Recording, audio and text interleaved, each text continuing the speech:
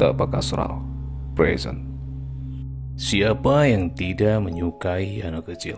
Hampir semua orang menyukai anak kecil. Kelakuannya, cara ngomongnya suka bikin kita tertawa. Namun berbeda dengan anak kecil yang akan kita bahas sekarang. Karena sesungguhnya dia bukan anak kecil. Dia adalah orang tua, sangat tua yang pura-pura jadi orang kecil. Inilah yang bikin nyebelin. Jangan kemana-mana, tetap di Tapak Astral. Saatnya menembus batas logika.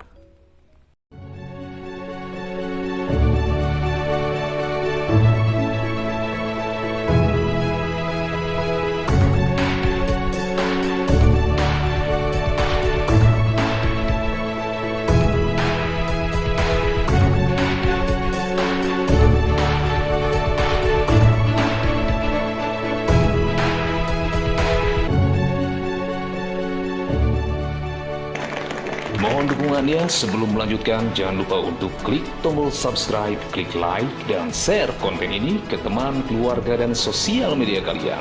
Jangan lupa juga follow akun Snake kami di Tapak Astral. Untuk mempersingkat waktu, kita lanjut saja ke TKP. Saatnya menembus batas logika. Oke, kita masuk lagi ya, Bang Jo, ke segmen kita yang satu ini. Seperti biasa, kalau saya sudah menanyakan tentang entitas goib ini, Bang Jo pasti ada sejarah tentang politik di dalamnya dan diakhiri oleh hikmah yang menyangkutkan agama. Nah, untuk kali ini saya pengen nanya nih, sejarah tentang tuyul. Nah, kira-kira Bang Jo tahu gak sejarah tentang tuyul ini tuh gimana gitu? Sejarah tuyul ini ada dari masa penjajahan Belanda. Ini bagian daripada produk Belanda sebenarnya. Nah, aneh kan, heran kan? Oke, saya ceritain gini ya. Belanda itu datang ke kita pada tahun 1500-an. Mereka menjajah tidak secara frontal, tapi bertahap. VOC pertama menjajah melalui perdagangan. Setelah perdagangan sukses, memonopoli bangsa asli, akhirnya dia mempelajari tentang pola pikir orang asli nih, bangsa asli nih. Kok mereka damai-damai saja ya? Dengan orang Cina damai, dengan orang Arab damai, dengan orang pendatang lainnya damai, si orang asli ini. Akhirnya Belanda memberikan label kepada orang asli ini dengan sebutan pribumi, inlander. Pribumi ini sebenarnya dikata ejekan kepada orang asli. Inlander itu, selain artinya itu adalah pribumi, artinya adalah anak jajahan. Belanda mikir dong. Nah, nih kalau rakyatnya damai-damai aja kayak gini nih, susah gue ngejajahnya. Ya, Belanda bikinlah produk Divide et Impera, pembagian golongan-golongan. Dibagi menjadi 3 golongan. Golongan kaya, golongan menengah, dan golongan miskin. Orang Arab dengan orang Arab, orang Cina dengan orang Cina, orang Eropa dengan orang Eropa. Eropa ada di tingkat paling atas dia simpan. Golongan kedua adalah orang Arab, orang Cina. Dan golongan ketiga adalah orang asli yang dijuluki pribumi itu atau anak jajahan. Niat Belanda menghina ke orang asli, tapi ternyata istilah pribumi ini jadi kekuatan bagi orang asli itu. Jadi lebih merasa cinta kepada bumi kelahirannya. Ada pemberontakan di sana. Di saat adanya pemberontakan, singkat cerita di tahun 1800, nah mulailah Belanda melakukan kekerasan kepada orang asli ini. Orang asli ini benar-benar dijajah paling sadis. Ya, dirodiin, disuruh bertani gak dibayar, hasil taninya harus disetorin ke VOC. Padahal dia orang asli yang dijuluki pribumi itu. Nah, muncullah istilah dari produk Divide et Impera ini, kuli ordonante, yang tugasnya mengatur para kuli. Nah, kuli ordonante ini adalah julukan-julukan bagi orang asli yang sudah tidak berpendidikan, yang paling kelas bawah, yang disuruh kerja, yang bayarannya tidak sesuai. Itu kenapa di kita sekarang ada istilah kuli. Itu pun produk daripada Belanda, Divide et Impera. Dari sini kesenjangan sosial makin tinggi. Dan sedangkan pola pikir setiap manusia itu, keimanan setiap manusia itu berbeda-beda. Muncullah tiba-tiba setan berbisik, ambillah jalan pintas. Akhirnya terbentuklah tuyul itu sendiri dari hasil perjanjian manusia dengan jin melalui pelantara manusia juga. Katakanlah itu dukun. Terus kenapa bentuknya anak kecil? Apakah itu dari anak kecil yang sudah meninggal? Mungkin menurut orang awam iya, tapi sebenarnya bukan. Anak kecil yang belum balik, belum disunat, maka dia tidak termasuk catatan dosa.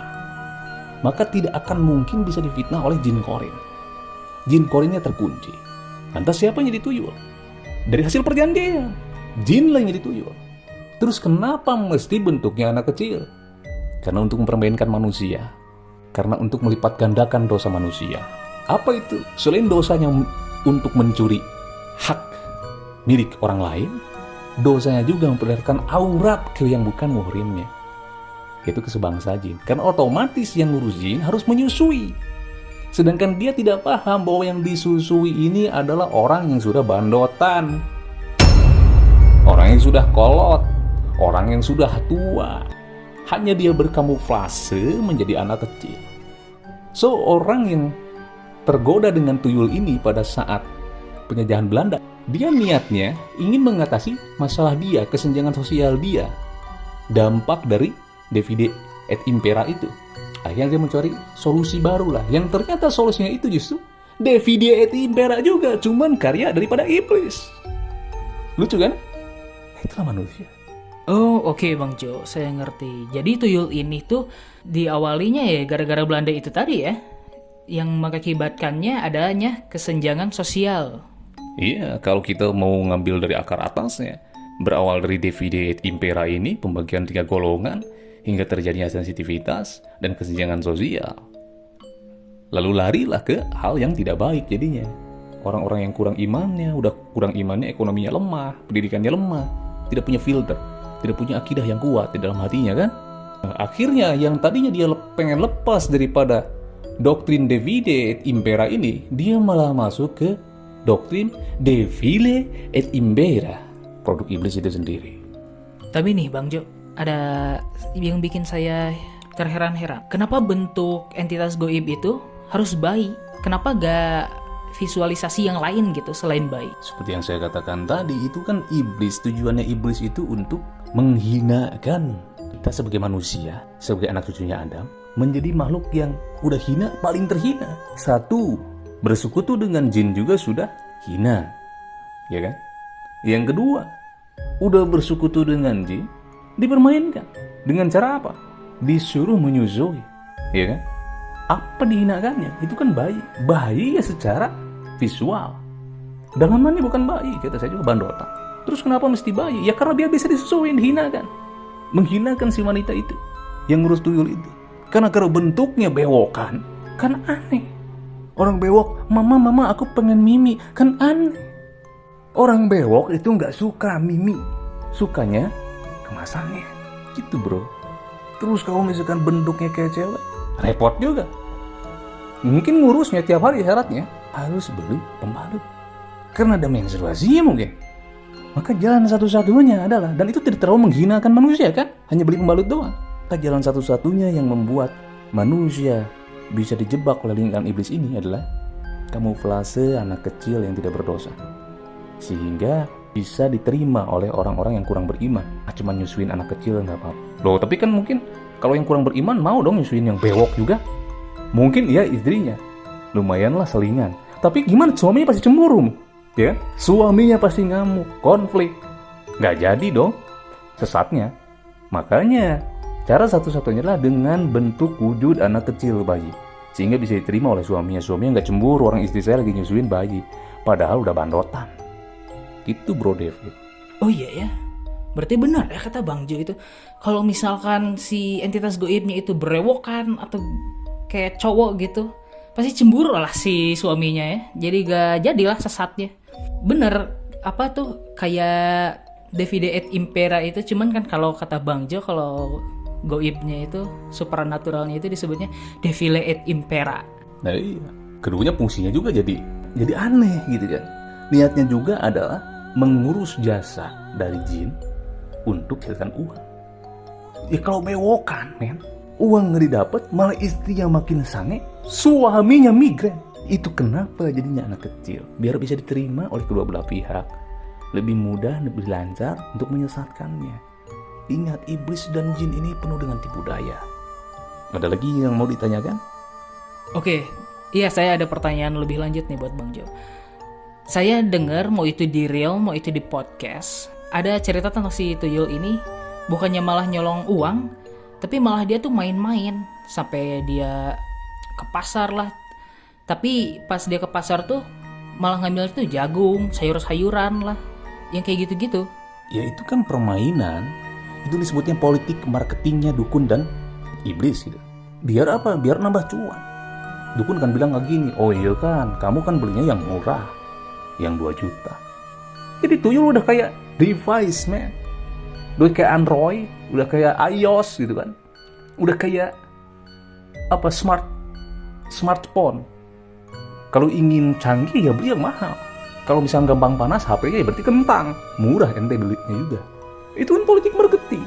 Karena memang ada ceritanya. Ini real ya, ceritanya ada ya. Kawan daripada saudara saya dulu pada tahun 1980-an. Saya dapat cerita ini dari siapa? Dari nenek. Dia miara tuyul, belinya yang murah. Tiap hari di dapur datangnya cuman jagung sayur. Stres lah seorang ini, datang lagi ke dukun. Dukunnya ada di daerah Jawa. Lokasi tempatnya tidak usah disebutkan. Datang lagi ke sana, lalu dukunnya bilang seperti ini. Ya sampean itu belinya yang murah. Harus dilatih sama sampean, diliatin yang kayak gini nih nyolongnya, diliatin gambar duitnya, dikasih sampel, dikasih contoh gitu. Itu kan kita bermain kan sebenarnya. Jadi sistem manajemen keuangan, marketing, iblis sudah lebih paham juga. Dukun juga udah lebih paham. Yang bego itu ya orang yang datang ke dukunnya. Dan mereka pun bangga mengakui mereka bego dengan menyebutkan saya mau datang ke orang pintar. Dengan dia bilang saya mau datang ke orang pintar, dia mengakui bahwa dirinya tidak pintar. Makanya jangan jadi orang pintar, jadilah orang cerdas, orang pintar, suka minum, tolak, hus. Gak usah disebutin endorse dia. Paham ya? Lagi pula, tuyul ini tidak hanya ada di Indonesia, tapi juga ada di luar negeri. Hanya fungsinya berbeda. Orang luar negeri mencoekkan mereka. Karena kenapa? Pengetahuan orang luar negeri tentang spiritual terbatas. Mereka hanya tahu soal iblis saja dan malaikat. Tapi mereka tidak paham bahwa di balik iblis dan malaikat ada yang disebut dengan jin. Ya sekarang mereka sudah mulai memahami itu. Meskipun dulu mereka sempat mengejek. Orang Indonesia pada umumnya adalah orang Islam. Orang Islam terus percaya kepada hal-hal gaib dan klinik. Tapi ternyata terbukti apa yang dikatakan oleh Islam itu memang ada. Dan sekarang akhirnya mereka mengikuti. Seperti orang kita sekarang. Penelusuran, ya kan? Hanya bedanya dengan teknologi mereka, dengan suara mereka. Karena mungkin sudah mulai membuktikan. Apa tuyul di luar negeri disebutnya? Gollum. Tahu Lord of the Ring kan? Nah jenisnya hampir seperti itu. Tapi namanya bukan Gollum ya. Hanya bentuk rupanya hampir seperti itu. Sama seperti genderuwo di luar negeri, Bigfoot. Berarti emang entitas goib itu ada di mana-mana, cuman namanya aja yang berbeda.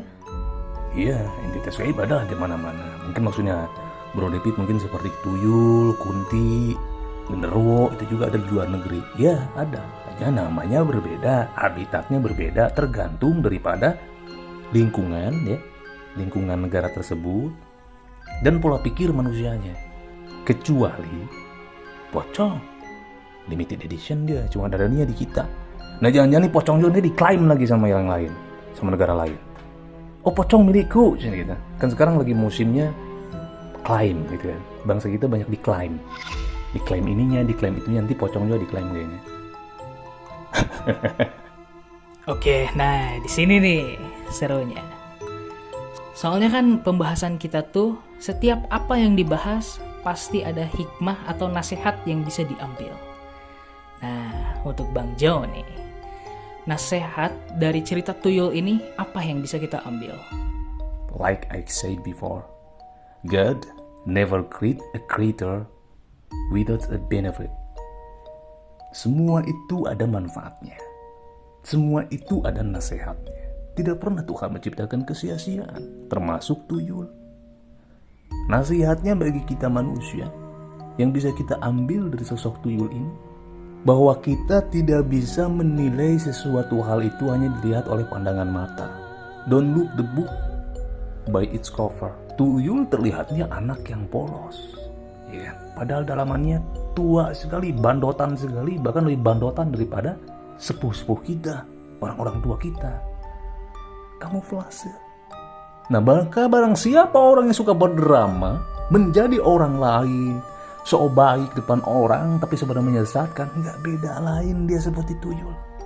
Bedanya kalau tuyul itu visualisasinya botak, tidak ada rambut, tapi bagi manusia, kita yang hidup, yang suka bermuka dua, berkamuflase, ya kan, bagai rubah berbulu domba, simbol botaknya itu adalah simbol orang yang akal sehatnya ini erosi, gak subur, miskin gitu. Miskin pola pikir, miskin pemahaman, sempit, tidak subur, sehingga otaknya longsor. Nah, ketika otak longsor, dia sudah tidak tahu malu. Di belakang menjadi jati dirinya, di depan orang dia menjadi orang lain, berdrama, seperti menjadi orang yang baik, orang yang polos, padahal menyesatkan. Itu nasihat yang kita ambil dari tuyul. Yang kedua, itu juga mengingatkan kita kepada cara kita mendidik dan menyayangi anak kita. Coba bayangkan apabila anak kita disuruh-suruh sama orang untuk nyolong uang, kita nggak enak dong gitu kan. Maka itu pelajaran bagi kita. Yang kedua, nasihat bagi kita, hikmah bagi kita. Siapa saja orang yang mudah didoktrin dan disuruh-suruh ke hal-hal yang tidak benar, berapapun usianya, apapun statusnya, maka dia bukan menjadi manusia sejati. Tidak lain tidak lebih, dia hanyalah tuyul yang membentuk seperti manusia, tidak memiliki prinsip. Seperti tuyul, disuruh nyolong aja dia. Ketika ada ikan, fokusnya hilang, ngeliat ikan aja gitu. Dia nggak punya pendirian. Dan banyak juga kan dari kita, usia udah mapan seharusnya, tapi pola pikir seperti anak kecil. Gak beda jauh dengan tuyul. Yang ketiga apa?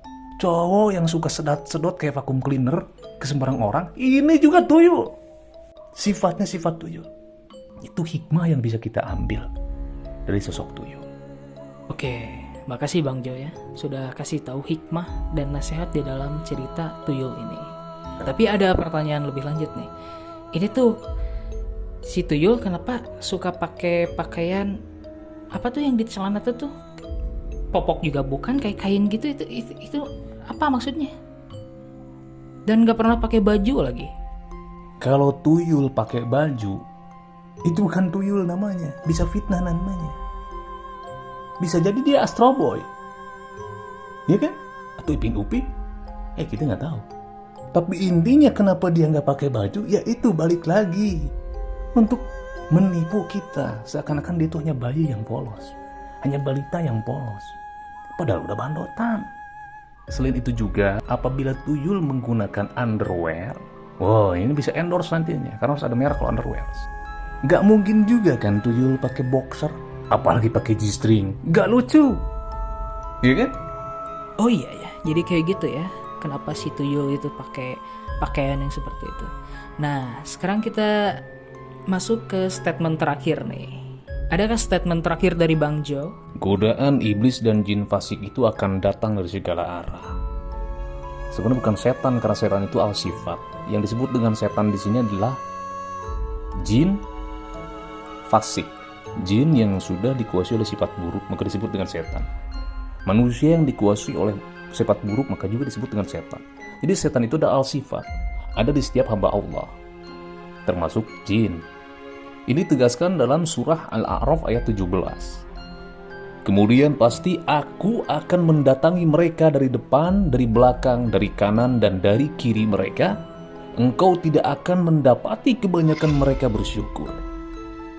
Nah, dari sini jelas kan, membuat manusia tidak bersyukur, sehingga egonya main, ambisinya main, sehingga menghalalkan segala macam cara. Balik lagi berasal dari kesenjangan sosial yang diciptakan oleh iblis Defile et impera. Buktikan di surah Al-Hijr ayat 39 sampai 42. Ia iblis berkata, Tuhanku, karena engkau telah menyesatkanku, sungguh aku akan menjadikan kejahatan terasa indah bagi mereka di muka bumi. Dan sungguh aku akan menyesatkan mereka semua, kecuali hamba-hambamu yang terpilih di antara mereka. Nah, yang terpilih di sini maksudnya apa? Apakah orang-orang yang ahli ibadah saja, yang rajin sholat? Bukan, yang dimaksud dengan terpilih di sini adalah keikhlasan, orang-orang yang sudah ikhlas. Karena sholat gak ikhlas ya percuma, ngaji gak ikhlas ya percuma. Ini keikhlasan. Ketika orang sudah ikhlas, maka yang diambil sama dia adalah bagaimana caranya kita dipandang oleh Allah, bukan dipandang oleh hambanya Allah. Ketika iblis sudah mengancam seperti itu, Allah membela kita. Allah berfirman, ini adalah jalan lurus yang aku jamin ditunjukkan kepada hamba-hambaku itu. Sesungguhnya kamu tidak kuasa atas hamba-hambaku kecuali mereka yang mengikutimu, yaitu orang-orang yang sesat. Saya sebut saja ya, ini istilah saya ya. Produk iblis ini yang saya sebut Defile et Impera ini memiliki 6 produk. Yang ke satu itu at-tazyin. Sifat at-tazyin ini contohnya selalu memudahkan segala sesuatu hal, selalu membuat nyaman, selalu membuat kenyamanan di hal yang hal itu bisa membuat kelalaian. Terus yang kedua produknya itu adalah talbis. Talbis ini membuat sesuatu hal yang benar menjadi buruk dan yang buruk menjadi benar. Dalil pembenaran akan tindakan yang buruk. Seperti yang Allah firmankan di dalam surah An-Nisa ayat 120. Setan memberikan janji-janji kepada mereka dan membangkitkan angan-angan kosong mereka. Padahal setan tidak menjanjikan kepada mereka kecuali tipuan belaka. Jadi akal setan dibalik gitu. Yang benar disalahkan, yang salah dibenarkan. Nah, ini sifat talbis. Produk kedua daripada iblis. Sedangkan produk ketiga itu adalah taswif. Apa itu taswif? Taswif itu cara kita menunda-nunda melakukan suatu kebaikan. Misalkan gini, Bro David mau sedekah sama orang. Akhirnya Bro David bilang gini, nanti aja deh, kali aja besok ada rezeki lagi, yang ini mau dipakai dulu sama keperluan atau kebutuhan gitu kan. Nah, itu termasuk taswif. Atau gini, udah punya mapan nih, tapi belum mau naik haji, padahal sudah mampu, ditunda-tunda terus. Itu adalah doktrin iblis.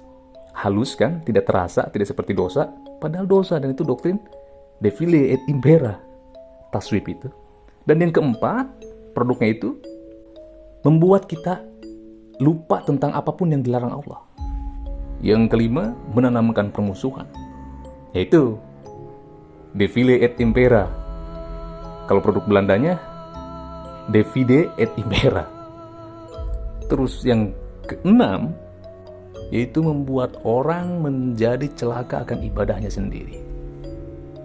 Membuat orang merasa dirinya paling sempurna dalam ibadah, sehingga dia membuat ayat-ayat sendiri, lalu meningkat mengaku Tuhan. Itu sudah banyak kasus seperti Fir'aun dan lain sebagainya.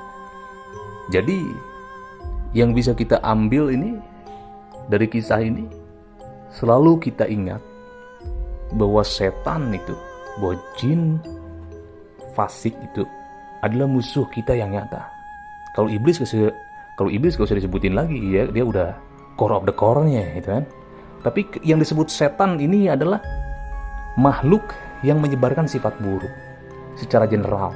Jadi bukan hanya jin, bukan hanya iblis. Siapa saja makhluk yang menyebarkan sifat buruk kepada orang, bikin hoax, ya kan?